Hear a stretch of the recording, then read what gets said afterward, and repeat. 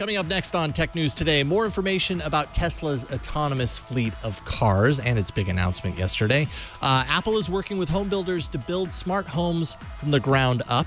NBA is bringing one game per week, at least, to virtual reality. Earnings Palooza with Microsoft, Verizon, and PayPal all reporting today. And Nintendo unveils its new hybrid console, the Nintendo Switch. All that and more coming up next on Tech News Today. This is Twit. Bandwidth for Tech News Today is provided by CashFly at CACHEFLY.com.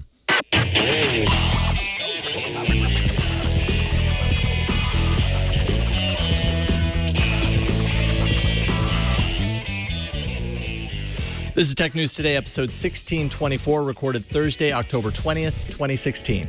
This episode of Tech News Today is brought to you by Rocket Mortgage by Quicken Loans. Rocket Mortgage brings the mortgage process into the 21st century with a fast, easy, and completely online process. Check out Rocket Mortgage today at quickenloans.com/TNT.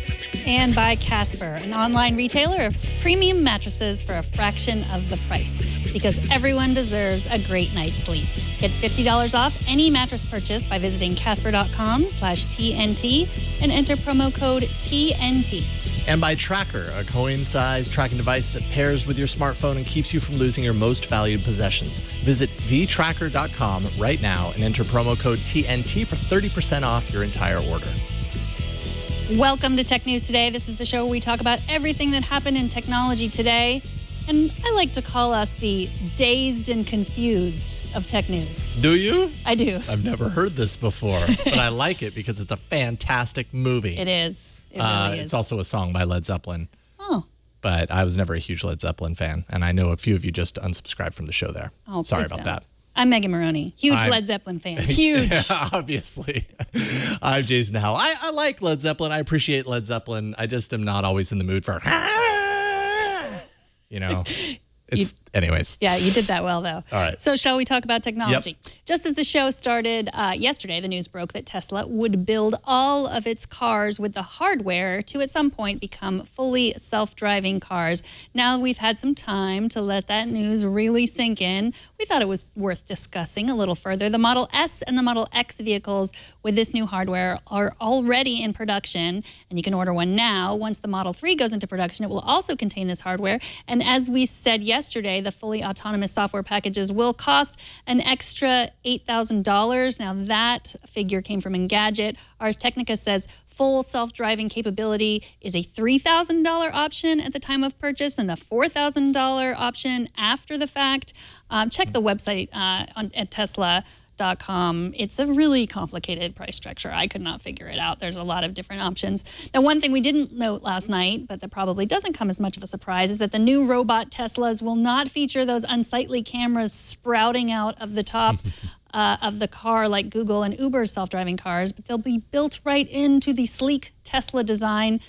They also released a promotional video set to the tune of the Rolling Stones' Paint It Black for some reason. And I'll remind those that haven't thought about the Rolling Stones as much as I have in your life. Paint It Black is about a funeral. Oh, you don't want that when you're Tesla and using it to tout self-driving capabilities. That's a really interesting facet of that announcement. Okay, so there's that, and I got to get over that. I couldn't imagine one of these Tesla vehicles with one of those little doohickeys on the top of the vehicle. So obviously Tesla's going to figure it out and build it into the vehicle. And that makes sense based on kind of the cool factor that is Tesla. And I think what I appreciate about this is Tesla's basically future-proofing its cars for the time when the technology is ready. So I mean, from early on, they're going to have their vehicles, capable potentially with the hardware to jump right into this. Obviously, the big hurdle is regulation and, the regulation challenges not only countrywide, at least in the U.S., but state by state and all that kind of stuff. That's going to kind of slow things down. So who knows when this actually happens, but that's so cool that basically, I mean, anyone who buys a new Tesla is going to have the ability to have fully autonomous vehicle at some point. Yeah, they will be ready. But the other news with this is do not expect to use your fully autonomous Tesla, if you want to drive for Uber or Lyft or any of those services, they will not let you. They say. So, I mean, that's partly maybe because of safety, but also because they're probably going to have their own. They've talked about having their own sort of lend out your Tesla kind of thing, which I'm still not really sure how that works. I mean, I'm guessing it would be like a Model 3, that they would use for that, because I can't imagine like Leo lending out his Tesla to someone to drive. But yeah, so you can't use your Tesla and be an Uber driver. Yeah, this was part of a blog post that Elon had, Master Plan Part 2, back in July on the Tesla blog. We may or may not have talked about it on the show. I honestly can't remember. If it's Tesla, I'm guessing we talked about it. Yeah, but part of what he was saying is, these cars, they can be pricey. You can offset the cost based on the fact that you're only using your car 5 to 10% of the day, let's say. So that's 90% of the time your car's just sitting there parked. If your car is fully autonomous, capable of that, then you could then go onto your phone, press a button in the Tesla app, and put your car to work while you're at work or you're on vacation, and offset the cost of your car by allowing other people to pick up rides and everything. They also said that, in cities, major cities that don't have a critical mass of Tesla cars doing this, Tesla vehicles doing this, Tesla would have its own rideshare fleet.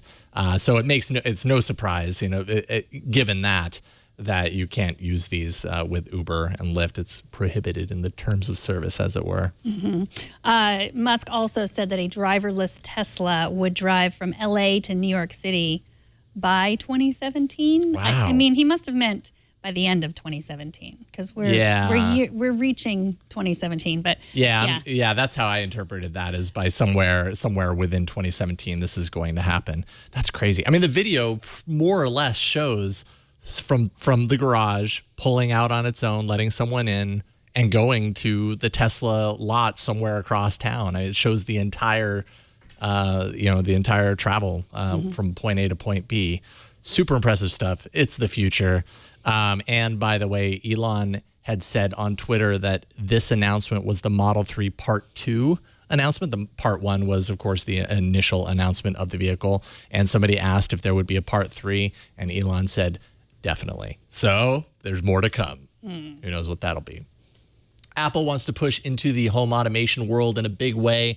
One way it's achieving that is by working with home builders to integrate smart technology from the ground up. Apple's working with Lennar Corp, KB Home, and Brookfield Residential Properties to begin with to build Apple houses that utilize the HomeKit platform, along with thousands of dollars worth of compatible home products like smart locks, lights, even coffee makers. I mean, you can use your imagination there. Apple understands it's more difficult to retrofit existing homes than it is to build the homes with smart technology in mind. And home builders, of course, hope that Apple's attached name is going to raise the cool factor of these homes and, justify the cost of building all this stuff in. VP of HomeKit, Greg Joswiak, says Apple wants to bring home automation to the mainstream, and this is one really great way to do it. I want an Apple home. I for sure do, because trying to do it yourself is difficult. I have tried. There's just the amount of hubs, and it's complicated. It's become less complicated with iOS 10. But it's why I love the Amazon Echo platform so much.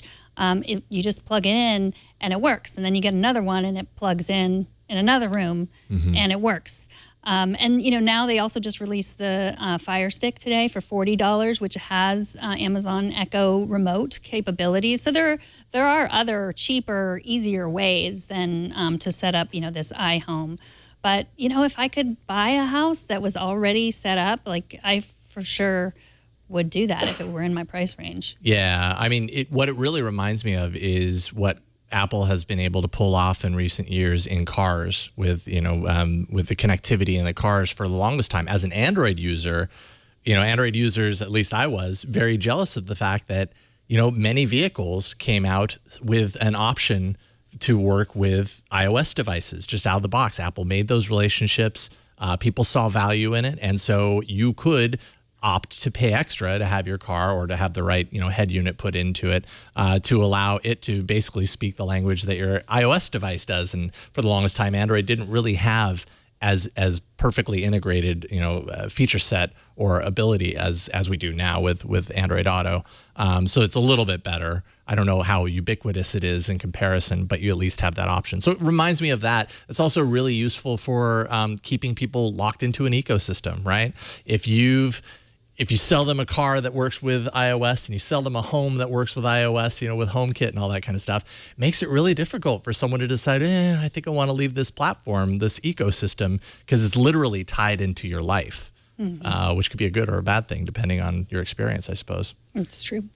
Instagram is rolling out a new suicide prevention tool to help users anonymously report friends they think might be attempting self-harm or have an eating disorder. The tool is similar to the one we talked about a few months ago that was launched by Instagram's parent company, Facebook. Now, both services say they employ teams working around the world 24/7 to review the reports. Instagram told the Wall Street Journal that the teams will prioritize the most serious reports and respond quickly. The person reporting will also be encouraged to contact local emergency services immediately. And the person that is reported will receive a message that says, someone saw one of your posts and thinks you might be going through a difficult time. If you need support, we would like to help. So I think this is great. The difference the big difference with Facebook and Instagram is Instagram's users skew younger. And so this is getting, a lot of people who are in the risk of suicide or eating disorders are not using Facebook. And so it's great that Instagram is doing this also. No algorithms are going to be used. And they consulted many mental health experts to create the tool. And you remember we interviewed Ellen Hendrickson when the Facebook tool came out. She's the Savvy Psychologist, has a podcast. And what she said was it's well known that we are not good at responding when we think our friends are in trouble. We don't know what to say to them. Sometimes we don't trust our intuition. Right, exactly. So this is an easy anonymous reporting tool. Yeah, especially considering the fact, at least in the kind of the younger ages and users of services like this, I mean, social media really is like the modern day diary, right? Like, I mean, when we were younger, if you had a personal issue or whatever, like I didn't really have a diary, but if, and you wanted to write it down, you wanted to communicate it, but not communicate it to the world, but just like get it down, you would put it into something that would be very private, right? It would be a diary. It would be your kind of safe place for sharing this. Well, nowadays people don't share. I mean, people don't keep that in information internalized. A lot of times those signals, that information, it gets shared in one way or another in social clues like this. So, I mean, it makes perfect sense, to be able to kind of pick through those and detect and whatever. Although here it's not really an algorithmic thing. No, right? Not at all. No, they say they're not using it. Based on reporting. Right. Someone sees it and says, something's going on here. Right. And so they're trusting that, if you're someone's friend, then you know the difference between just like, my lunch was horrible, I'm going to go kill myself, like someone who's really making a call for help. So that you could say like, hey, that person doesn't usually say things like that. I'm going to report it. Yeah. There's also the kind of conflicting part of this, which is the fact that social networks for younger people can actually be a kind of a poisonous place that can put them in that mindset. You know what I mean? You've got bullying, harassment, social pressure, all that stuff weighs very heavily in these environments.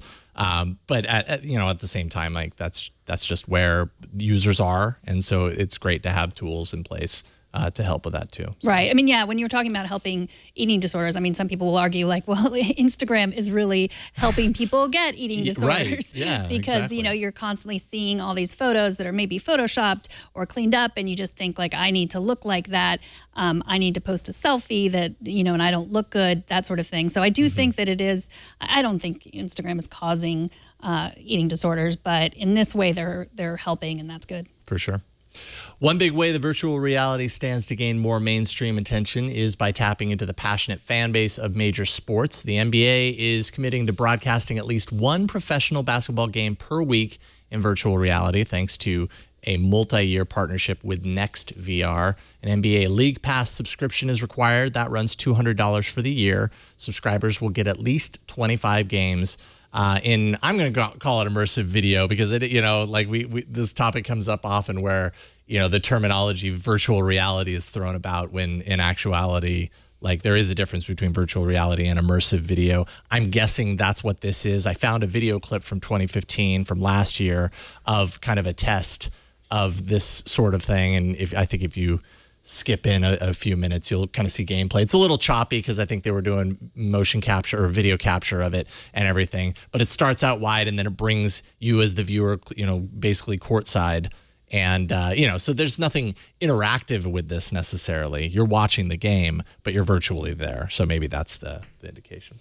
Yeah, so there's no commercials. Yeah, so that it makes you actually feel like you're there as if you bought the ticket. Right. Even through all those boring parts of nothing happening. Right. Can you use any VR goggles with this? That's a really great question. I don't know exactly which platform. I'm guessing this is going to be accessible, in the usual places, Cardboard, Gear VR. I couldn't find it, and then of course the bigger, more, console-like offerings like Vive and Oculus. Don't know about PlayStation VR, but I couldn't really find, at least in my poking around, which platforms are supported here. But I think this is important because when it comes to proving a new technology, something like virtual reality, sometimes it can be very hard to really kind of communicate that to someone in a way that's going to convince them the value or the benefit of it. Sports has a very rabid fan base. They'll do anything to get closer to their events. And if this literally puts them courtside at their favorite sport to watch their favorite team, they respect blackout dates. So there is that kind of downside in this, but I think that's a total win. I think it's going to be a really great, offering, not only for sports, but also for like concerts and stuff. I think that'll be really cool. Well, here's a tip for helping you keep your phone from combusting, whether it runs Android or iOS. Use an official charger, but how can you tell? Apple says many of the Apple chargers and other Apple products being sold in the U.S. Amazon store are counterfeit.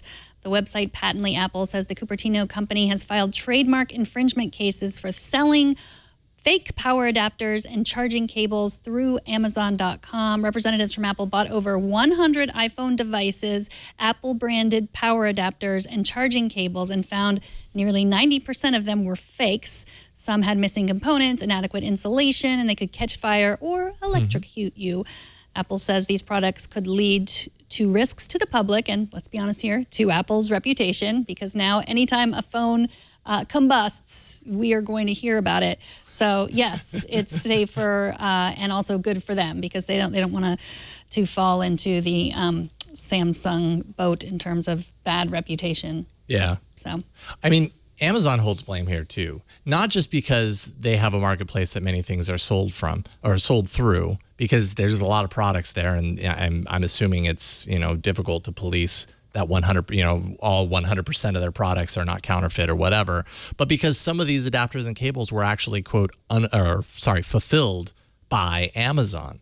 So they need to be doing some due diligence on this stuff too. If they're fulfilling those products, then that's them basically putting their seal of approval on it and saying, yeah, it's coming from us. You can trust it. I know when I see fulfilled by Amazon, I kind of think that. Maybe I shouldn't, but I see that and I'm like, okay, well, this is a little bit more official. It's coming direct from Amazon. I give it a little bit higher of clearance, I suppose. Right, yeah. If I saw Apple charging cable and it was fulfilled by Amazon, I would think that was safe. Yeah. The lawsuit targets Mobile Star LLC.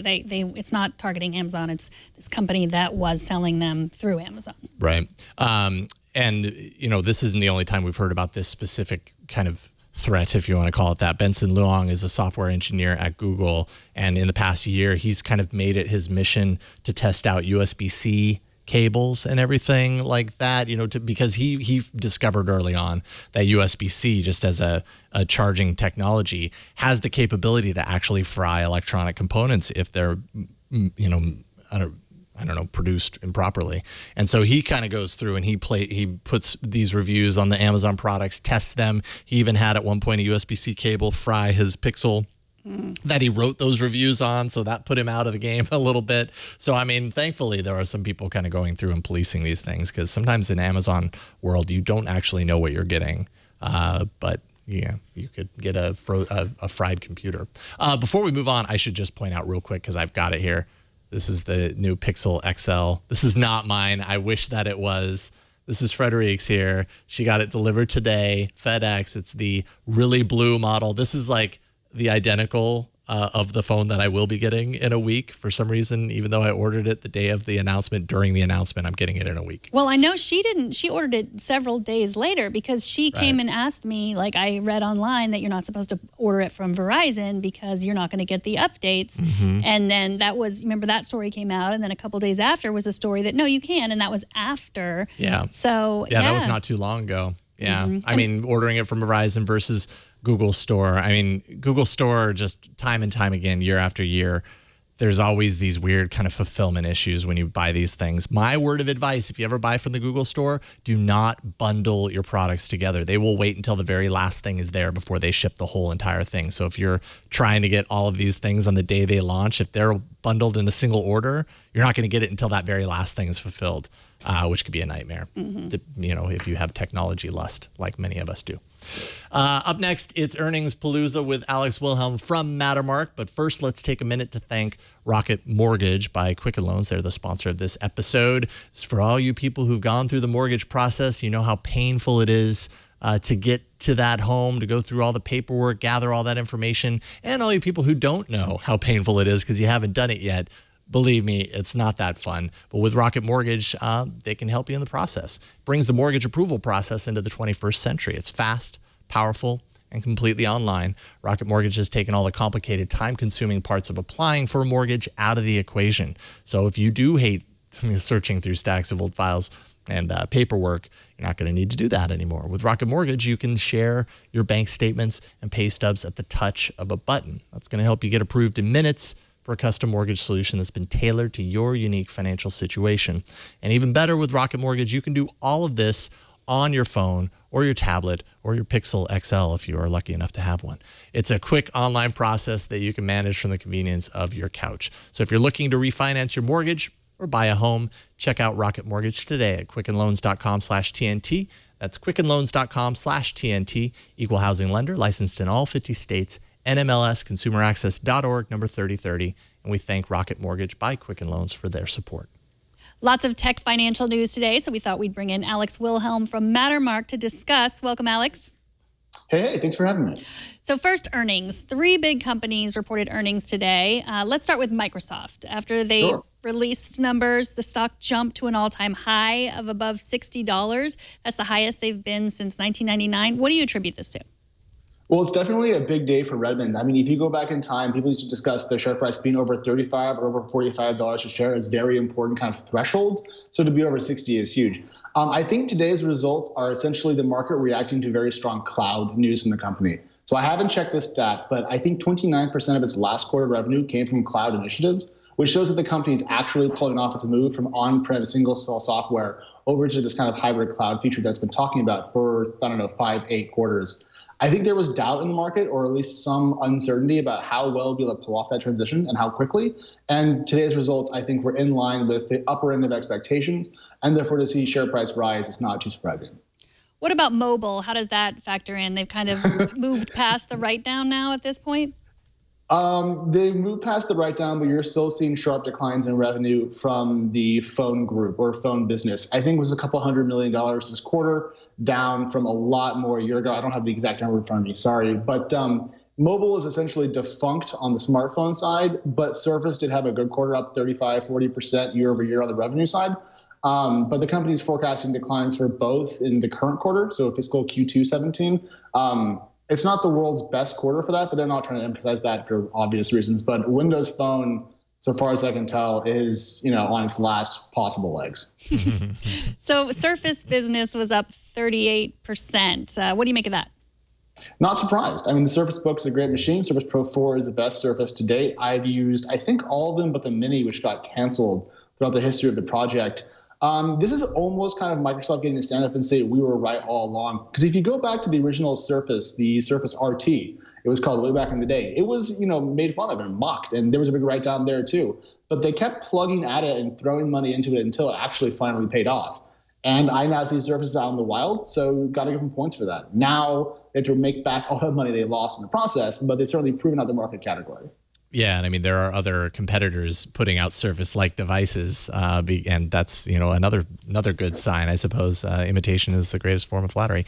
Said Apple, ironically, and they're the company who's doing it. So there you go. Everyone's joining the little recursive stealing parade. Yeah, it's just the way it is in today's mobile world.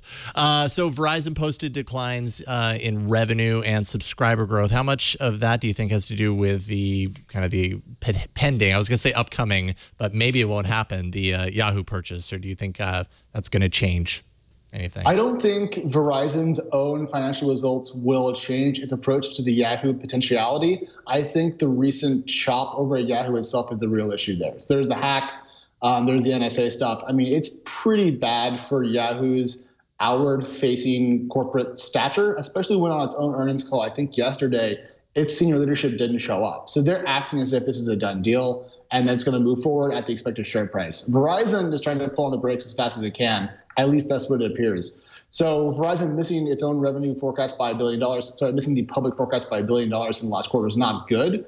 But given the scale of the Yahoo deal is much smaller than its own market cap and revenue, I don't see the two being too connected in the short term. So meh, in other words. Mm-hmm. So what about the recall of the Note 7? Does that have any effect on Verizon?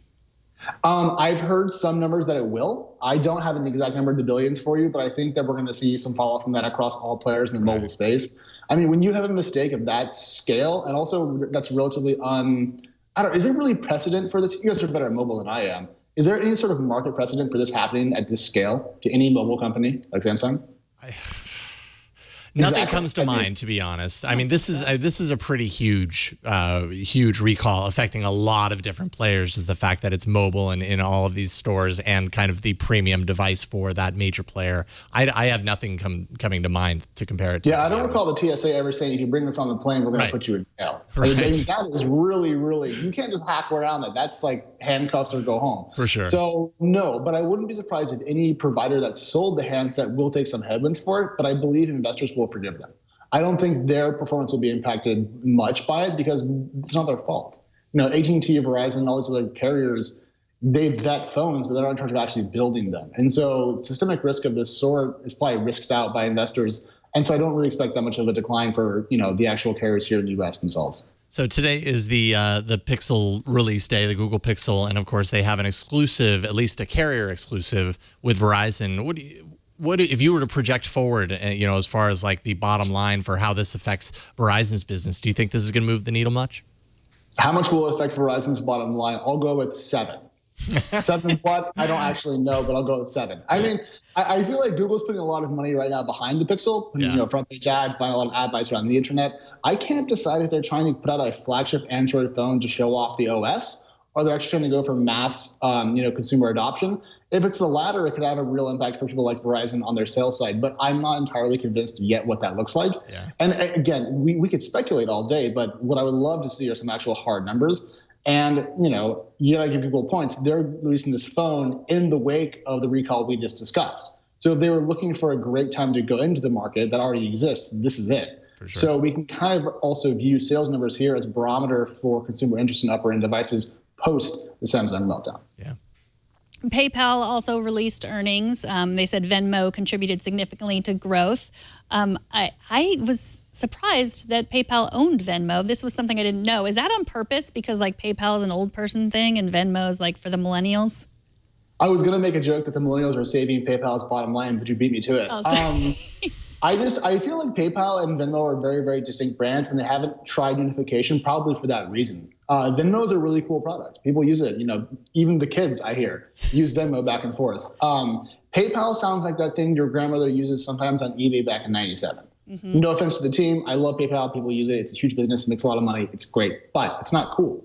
Venmo, on the other hand, is an effective tool that is viewed as at least cool-ish by millennials. So I'm not surprised to keep them separate. But good on PayPal for owning Venmo, right? That was very prescient. I think if they had tried to build that similar product on top of their own platform, it would have failed due to complexity inherent to PayPal. So I think it's cool. And I think they're forecasting 2.92 to 2.99 billion for current quarter revenue, which is just a huge amount of money. So even as eBay struggles post-split, PayPal seems to be doing very, very well. Okay, so one last question. Bloomberg had a report today that AT&T was going to buy Time Warner. What do you make of that? I think if I had to pick a camp, I'd pick AT&T investor and vote no. It's a huge deal. I mean, Time Warner is a great business. They own HBO, for example. They're worth like $64 billion right now. But imagine what it's going to cost to pick them up. And AT&T is only worth so much and only has so much flexibility. So I really do understand the idea that pipe companies want to bring on more in-house content or bring more content in-house. But this deal was huge, and it's a lot bigger than the Verizon AOL or the Verizon Yahoo deal that have similar overtones. This would be massive. It would be a reordering of AT&T's business, I think. And so to see AT&T share price decline and to see Time Warner's go up, I think is the right reaction by the market. It'd be great to see a premium thrown on the Time Warner stock. It'd be a huge bullet for AT&T to swallow. So I would be cautious, but I'm not surprised given the current market climate. Well, Alex, thank you so much for joining us. Alex is the editor-in-chief at Mattermark. I even wore my shirt today for you guys. I had these. Well, you can kind of see it in the you can see it better here. We got it right here. And you wrote all about Microsoft. You write the best financial funny tweets out there. And so check out mattermark.com/blog for Alex's work, or find him on Twitter at Alex. That's correct. Thank you, Alex. Appreciate it. Thanks, guys. All right, talk to you soon. Nicholas Morrone wrote in response to our discussion of Samsung setting up airport kiosks to help people return their Galaxy Note 7 while at the airport. Nicholas found a job posting for the position on Facebook looking for friendly reps to exchange Note 7s for those that are stuck at the airport with another one. For 1 week, this team will be intercepting consumers to provide them with information and support. You know this position is right for you because you can create and foster relationships with ease, kind of like a professional friend maker. You have a bright and bubbly personality. You love getting people excited, and you have a chameleonistic nature about you. The job pays $18 an hour plus a $2 an hour completion bonus. What I want to know is, why only for a week? That seems like such a short amount of time. You're a small net.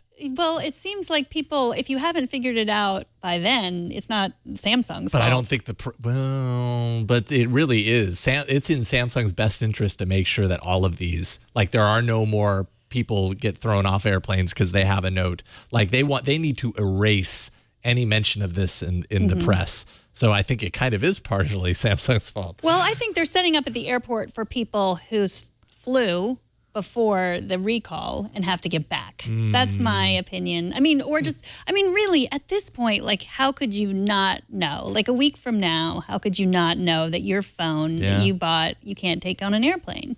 But people do it anyways, even if they know they're going to try. Right. Well, then those people, they're not trying to help those people. Yeah, you know, I think you it's can't really, help those people. Yeah. But I mean, I just love this job description. It's just like a professional friend maker. Like they really, and a chameleonistic nature, like to take someone's phone and put their information on and hand them whatever else they're going to get in return. So. Thank you, Nicholas. Frosted Cookies in the chat room says you have eyes on the side of your head and can lick them. So you're chameleonistic in nature. Also, you don't mind handling a phone that might explode in your hand. That wasn't part of the job description. It's powered down. That makes it safe, right? Right? That's what I was told. After the break, the Nintendo Switch is coming in March. Sam Machkovech is here to tell us what he thinks. But first, let's take a minute to thank Casper, the sponsor of this episode. Casper is an online retailer of premium mattresses for a fraction of the cost. Casper is revolutionizing the mattress industry by cutting the costs of dealing with resellers and showrooms and passing that savings directly to the consumer. Casper's mattresses are obsessively engineered and they come at a fair price. They combine two technologies, springy latex foam and supportive memory foam, to create an award-winning sleep surface and just the right sink and just the right bounce. Casper Mattress is a 2016 Business Intelligence Group Innovation Award winner. It provides long-lasting comfort and support, breathable design, so you can sleep cool and help regulate your temperature through the night. Now, I have a Casper mattress. My twins have a Casper mattress. They love it. We love it. It's soft and comfortable. You can buy it easily online, and it's completely risk-free. Try sleeping on a Casper mattress. Casper understands the importance of really trying it out for yourself. You don't want to believe me. You want to sit on it. You want to lay on it. You want to roll around it. You want to sleep on it, and you can for 100 days. then you don't have to lie down in a showroom because that's not going to tell you anything. You have 100 days to sleep on it. It's engineered to meet the Goldilocks standard of just right, so it's not too hard and not too soft. And they also uphold the highest environmental production standards and are made in the USA. Free shippings and free returns if you don't like it to the US and Canada. Get a Casper mattress today, $500 for a twin, $950 for a king size. Compare that to industry average. It's an outstanding price. You can also save $50 towards a mattress purchase. Go to Casper.com/TNT. Don't just go to Casper.com. Go to Casper.com/TNT. Enter the promo code TNT. Casper.com/TNT. Promo code TNT. Terms and conditions apply. All right, we've heard about the Nintendo NX console in bits and pieces for months now. Started with Nintendo itself months ago, and now Nintendo has unshackled its newest console. Joining us to talk all about it is Sam Machkovech from Ars Technica. How's it going, Sam? Hello, hello. It is going Nintendo crazy for me today, so I'm really happy you guys caught me. Excellent. We are too. Because whenever there's Nintendo news, I can't get sleep the night before. It is Christmas for me. Anytime the Big N shouts that Mario is about to bring something into my stocking. And today, Nintendo did not disappoint with the reveal of the Nintendo Switch. Now, I don't know what you guys were already talking about. I was actually just writing another fan letter to my Nintendo Fun Club newsletter. But if you did not catch the reveal this morning and you hadn't seen most of the rumors and news that had leaked before, the Nintendo Switch for, almost a year has been known as the Nintendo NX. It was the code name for a brand new home/portable system, a home portable hybrid. And the news leaks that came out suggested pretty much everything we saw today. A 6.2-inch screen, give or take, we don't know the exact figure yet, that has controllers that can either stick to the screen or can be taken off of the screen. Now, you can be at your house using these little two paddles, which are called the Joy-Cons. Joystick controller. It's a strange shrinking of the name. But these little Joy-Cons can either stick to the screen, can be attached to a little dock that then appears to be a charging sort of unit that actually charges these little small paddles, or can be held one at a time and handed to multiple friends so that two people per system can each hold their own little controller, which at that point becomes a little bit smaller, more like a Super Nintendo controller with a joystick on one side and the A, B, X, Y buttons on the other. In fact, it's sort of clever. If you are looking at the screen and you're seeing this video, you're seeing the left hand and the right hand are essentially the same buttons, but instead of having that old style D-pad, that little cross, you have four little circle buttons on both sides. So what would be a D-pad on one hand becomes the A, B, X, Y. Anyway, this video reveal shows a bunch of 20-somethings clearly not happy enough with their lives. When they're doing a thing, they have to be playing a video game related to it. Going to the go-kart track is not enough. They need to take a break between go-kart laps to play Mario Kart. Shooting basketball at the court, nah, it's halftime. We need to play NBA 2K at a table and take a break. It's a very peculiar video that's, I guess, trying to make it really clear how cool you can be while using this thing. But it also showcases the fact that you can have multiple systems very close to each other and they will play nicely, which actually could be really cool in terms of two people, one each having their own system, having these screens sort of back to back, each person seeing what the other person can't. However, the games that were shown were all sort of preliminary early ideas. We had Mario Kart and Splatoon. These are games that already were on the Wii U, and they looked a lot like the Wii U versions, but slightly different. Mario Kart had 2 items in the item slot instead of 1, which all the gamer freaks freaked out about, which is just to say that clearly Nintendo didn't just take old footage and slap it on. They made brand new footage of existing games just to make people go, oh, it's slightly different. And Splatoon being a multiplayer shooter that was quite good on the Wii U, but not enough people played because the Wii U didn't do that well. Now, remember, the Nintendo NX, which is now the Nintendo Switch, is essentially Nintendo's last stab at getting people to care about hardware. We're in an era now where everyone has their own smartphone, not necessarily rushing out to get a DS or a Game Boy or a Wii and so on. The competition for these devices is increasing, whether because you're someone at the house who already has an Apple TV or you're someone on the go who already has an iPhone and an Xbox. Where does Nintendo fit in? This system is very strange. Do you guys have any questions? I don't know if you guys looked at this carefully as I did. Well, I mean, no one did, Sam.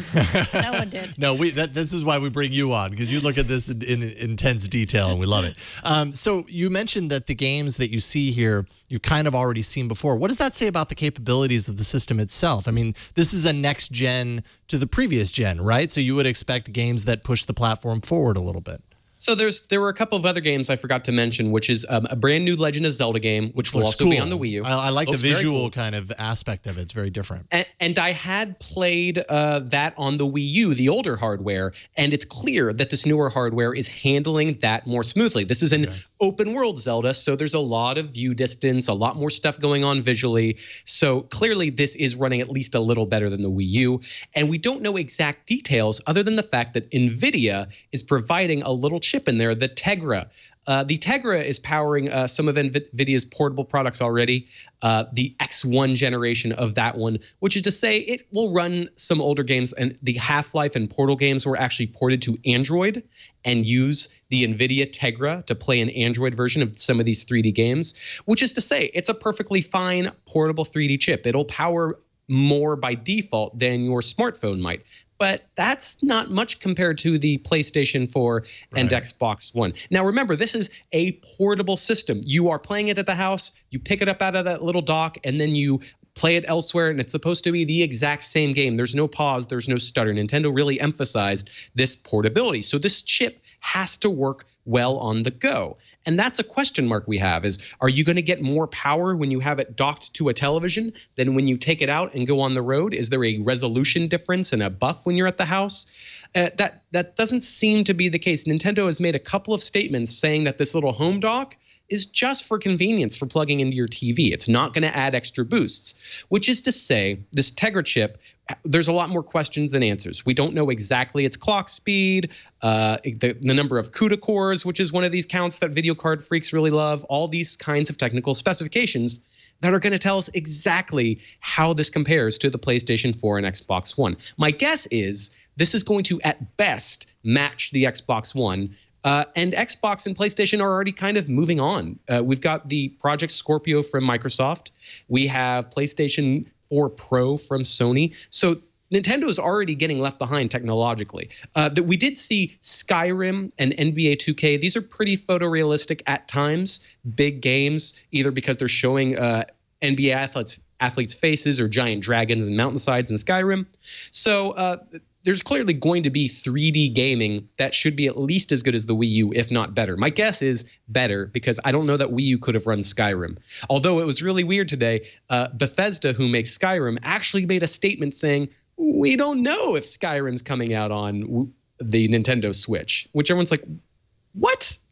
Why did you give Skyrim to Nintendo to show on the Switch and say it's not coming on the Switch? So God, there's a lot more questions than answers. So I have a question for you. Do you imagine yourself like taking this to all the many roof parties you attend in Seattle, like we saw in the promotional video? Like, is this something you can really imagine taking out in the world and playing with others? All that footage was me with all of my different friends and all of my different outfits. That is the life I lead with my portable gaming. I just really love the woman at the party who goes to the party. She's playing Mario. And then as soon as she gets to the party, she's just middle fingers to y'all. I'm going back to it's just a strange thing. It was a strange demonstration. But I do think that a Nintendo system, if it's going to be underpowered in a portable age, in an age in which I expect my technology to go with me and in which perfectly good 3D processing can be shrunken down, I'm a 3DS kind of guy. I like portable gaming. So I kind of like this as a grown-up way of saying I still have my Game Boy that can play legitimate, high-speed, high-fidelity 3D games. So, if it's running at a lower resolution but is still cranking out stuff that looks kind of like Xbox One, and more importantly, plays at the same level as Xbox One. If I could play Red Dead Revolver 2 or Battlefield 1, if I could play pared down versions of those on the go on a nice, comfortable Nintendo kit and be able to snap the extra controller off, hand that to a buddy when I'm out and about and be like, we're doing 2-player now, bro. That's kind of a cool idea. But again, I got to see that in execution. I don't know if it's going to be that powerful. The battery life may stink. The RAM may not be enough. The controllers may be super uncomfortable. Those little ones, when you snap them off, they do kind of look a little uncomfortable when they're, especially especially when they're get snapped claw off. hands. Yeah. Have you, as a grown-up, used the old NES controller? It is yeah. much smaller than you remember because sure. it's so and these seem even smaller than that with the things off center. So it's just like, Nintendo, I'm not quite sure what you're doing, but you're going to have a new Mario game, so I'm going to come along for the ride to at least some extent. And I think that's the exact mentality like that works for a lot of people who have a history with Nintendo. But you know what's not going to work for a lot of people? It doesn't appear to have a touchscreen. Right, that was my next question. Nothing in the video shows anybody touching it. And so we reached out to Nintendo and said, hey, is there going to be touch? And they said, we have no answer to that question at this time. Stay tuned. What? That's not even, if you can go on Alibaba right now and mass order capacitive touch panels for these kinds of screens for like $2 a pop. That's a simple answer. Yes or no. Yeah. Can you touch it? Unless they're about to reveal some incredible, crazy touch interface, the video and the sort of analysis I did make it clear that touch is not going to be primary. This is not going to be a touch system. This is not going to be a Wii remote wagging your hand around system. This is not going to be an interface gimmick system. The gimmick is that you take it out of the house and that it's high performance on the road, supposedly. The gimmick is not how you touch it, how you control it, how you tap it. Old school buttons. But I just think the lack of anybody just tap it, hit the power button, hit OK on the screen. It would be such a simple thing. And I think a lot of hardcore gamers will go, great, I hated the waggle, I hate these gimmicks. But I really think that there's a big segment of the audience that's going to look at this and go, why would I get a touchscreen why would I get something that looks like a tablet that I can't touch? Why do I need another device cluttering my life that isn't going to do everything? If I could just get this one thing that I can hand to my kid, tap for Netflix and tap for this and do all these things, I think this is going to be a big pain in the butt for Nintendo coming down the road unless they turn around and make it really clear that they've got touch. But the games, for sure, one screen kind of gaming, and you have to be able to play it on the couch, meaning if you don't have the screen in your hands. So do not expect anything more like the DS or the Wii U, in which touch was an integral part of some of Nintendo's most creative games. It's a weird move, and unless they have another DS coming down the line, or unless they're really going to push forward with more smartphone touch kind of gaming, this could be the end of a touch era or just a completely different kind. It's a surprising question mark. I didn't see that one coming. Yeah, no kidding. Sam Machkovech, love your energy with all of this, all the gaming news, and especially with Nintendo, because I feel you. I want to play this. I've got questions though, and I'm sure the minute it's out, you're going to be playing it, and you'll have answers to those questions. So thank you. Supposedly, it's still coming in March, and maybe before then, we'll find out a price and what games will be on it. They did announce partners and things, but you're right. I'm too excited. I'm going to go light some candles. I'm going to light some candles, sit in the bath, and have some pleasant Mario dreams. Excellent. Sam Machkovech, Ars Technica, always a pleasure. At Sam Red on Twitter. Thanks, man. See you guys. All right. Have a good night. TNT's fan of the day is Les Sharma on Twitter, who sent us this video saying he's watching with my kids from the lovely white cliffs of Dover. He's watching with his kids. Yeah, he's not watching That'd be weird if he was watching with your kids. Yeah, they're all just kind of hanging out in the living room. And what do you know? Boom. There you are, Megan, on the big screen in the living room. Excellent. It's a family affair. Yes. We need to remember to keep it family friendly, I guess. I think we do an okay job of that. Most of the time. Most of the time. Show us how you watch or listen to TNT. Record a video. Take a picture of yourself or your setup. Post it on Instagram, Google+, Twitter, Facebook. Use the hashtag HowIWatchTNT, and we will find it. Up next, Joey from Friends. You remember him. He's going to drop by the show, and yeah, it's totally him. But first, let's take a minute to thank Tracker, the sponsor of this episode. With advancements in technology, we have all sorts of smart things in our life. We talk about them on the show all the time. Smart cars, smart phones, smart homes. But then you lose something, and then you feel, well, not so smart. Tracker makes losing things a thing of the past. The Tracker Bravo locates misplaced keys, wallets, computers, backpacks, bicycles, even pets in seconds. The coin-sized device is constructed with anodized aluminum for the thinnest, most durable tracking. These things can take a beating. You can easily attach it to your items with a key loop or adhesive. Tracker is enabled by Bluetooth LE, so the battery lasts up to 1 year.